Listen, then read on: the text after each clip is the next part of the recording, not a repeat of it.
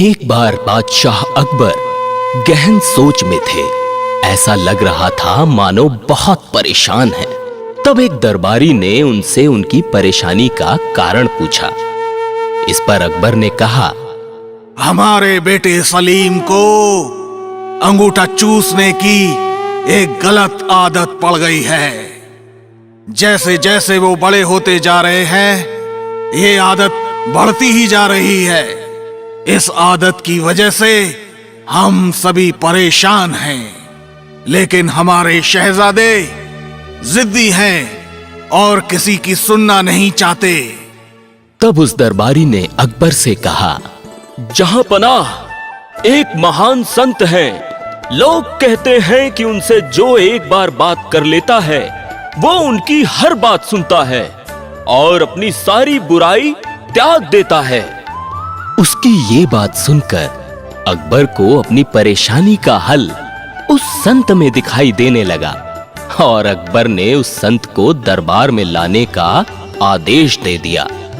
कुछ समय बाद संत को दरबार में बुलाया गया, उनका आदर सत्कार किया गया। तब संत ने लाने का कारण पूछा।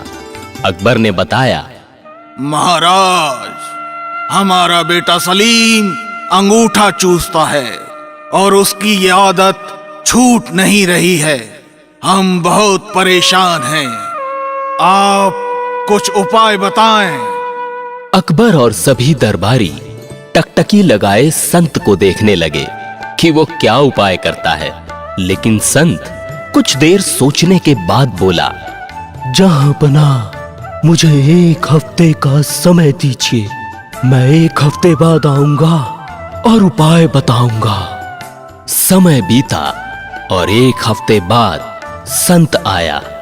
उसने सबसे पहले सलीम को बुलाया और उससे बहुत देर बातें की और उन्हें खेल खेल में बोला, बेटा, अंगूठा चूसना सेहत के लिए हानिकारक है, इसलिए तुम्हें ऐसा नहीं करना चाहिए।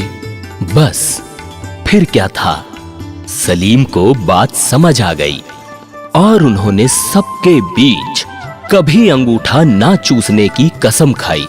संत ने जो बातें सलीम को समझाई वो सभी आम बातें थीं। वो चाहता तो ये बात उसी दिन दरबार में कह सकता था, लेकिन उसने हफ्ते भर का समय लिया।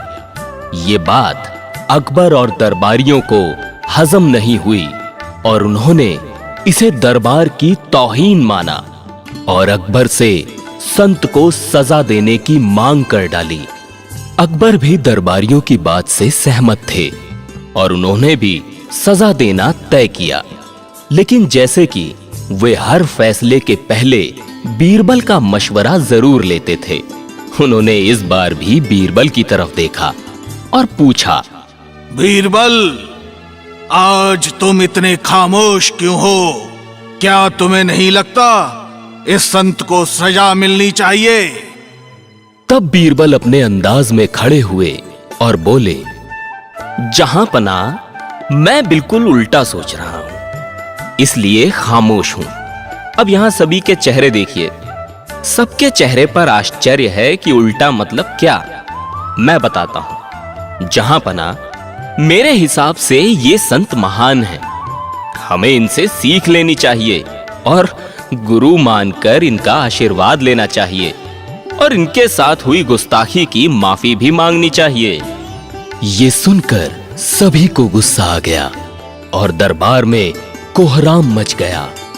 तब अकबर ने गुस्से में बीरबल से कहा, गुस्ताख बीरबल, तुम हम सभी की तौहीन कर रहे हो कि हम इस संत से माफी मांगे। लगता है इसके साथ साथ तुम्हें भी सजा मिलनी चाहिए। जहां पनाह, गुस्ताख की नाफरमानी को माफ करें, लेकिन मेरे मुताबिक यही न्याय संगत है।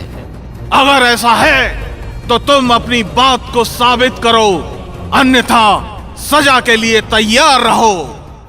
जहां पनाह, जिस दिन संत पहली बार दरबार में आए थे और आप उनसे शहजादे की बात कर रहे थे, तब इनके हाथों में चूने की एक डिबिया थी।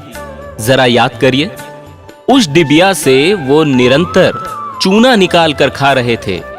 लेकिन आज उनके हाथ में कोई डिबिया नहीं है, क्योंकि जब आप उनसे शहजादे की गलत आदत बता रहे थे, तब ही उन्हें अपनी गलत आदत का एहसास हुआ और उन्होंने 1 हफ्ते का समय खुद को सुधारने के लिए मांगा और अपने आप को सुधार कर उन्होंने आज सलीम को ज्ञान दिया।